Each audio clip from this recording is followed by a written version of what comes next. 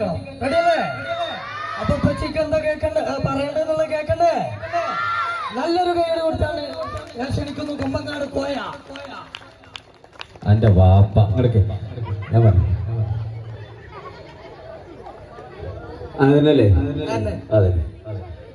എന്തായാലും MS റൊമാൻസിന്റെ ഇനാഗ്രേഷന്റെ ഭാഗമായിട്ട് ഇവിടെ വരാൻ സാധിച്ചതിലും നമ്മളെ സപ്പോർട്ട് ചെയ്ത് ഈ സ്റ്റേജ് വരെ എത്തിച്ച് നമ്മളെ മുത്തുമണികൾ എല്ലാരെയും കാണാൻ സാധിച്ചതിൽ ഒരുപാട് സന്തോഷം.